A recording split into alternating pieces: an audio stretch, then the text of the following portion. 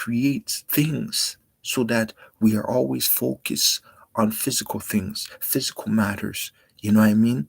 And slowly do we forget about our spiritual matters. And our spiritual is what's the blueprint for our physical, right? You can't forget the boss of your life, and that is God. And God is in you. And either way that you choose to head, God is the boss of the flesh and God is the boss of the spirit. Either avenue that you go, there's different rules. I always say there's always different rules. If you go in one direction in the spiritual path, you will know that the path is narrow because it has certain specific rules that you must follow.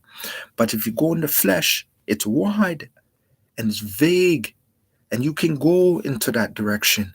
But know that you will finally encounter God.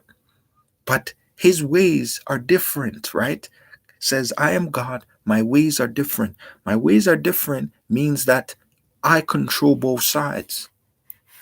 You understand?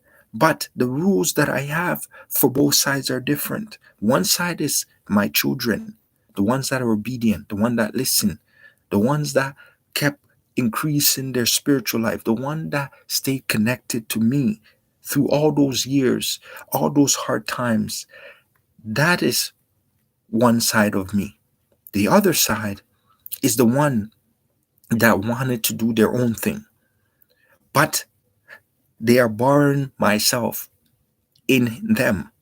That one decided to do whatever they wanted to and follow the other rules that, leads them to perish.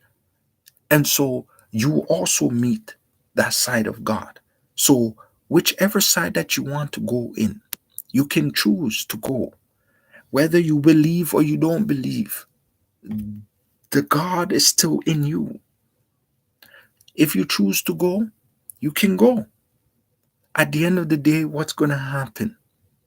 You will finally get to a level where God will say, did you know me or do you not know me? Do not know me means you went on the other side that you didn't know, but you still went to him because you're going to reach there and he's going to ask you.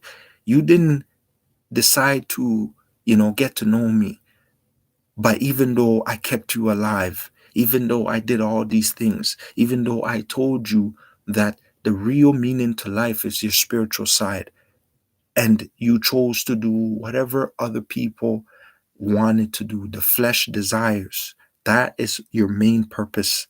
So therefore, understand that the flesh is temporary. And because the flesh is temporary, I am going to what? You're going to perish. So therefore, that is why you are going to perish. How are you doing? That is why you are going to perish. However, the ones that were obedient, the ones that were fighting to what? Stay relevant. The ones that were fighting to win souls back, to what? Awaken others. Those ones, right? Those ones are going to help. I hope you're enjoying the chat that we're having. Those ones is who we need because guess what? They are resilient. They love me because what? They stuck by me. They took my word. And guess what? They lived with it and they died with it. So because of that, they have eternal life because that is the true activation. That is the true way for them to grow. That is the true way to become better. You see what I mean? Because guess what? We all look to God at the end of the day. Some people may say, well, I don't like God. I don't do these things. Or why is God like this? God is always there. His presence are always there. That is why he infused himself within us. He says what? We are small gods. That means we have unlimited potential because God does not die. He creates things that do not die.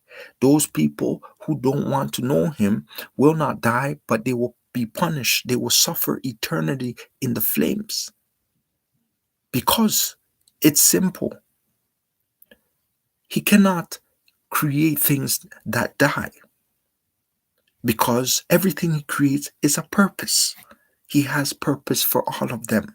Notice he's using Lucifer for a purpose to intensify us, to get us to awaken, for us to compete, to know that, yo, we need a challenge, and his word is his word. So he's going to what? Increase our power and our ability, right?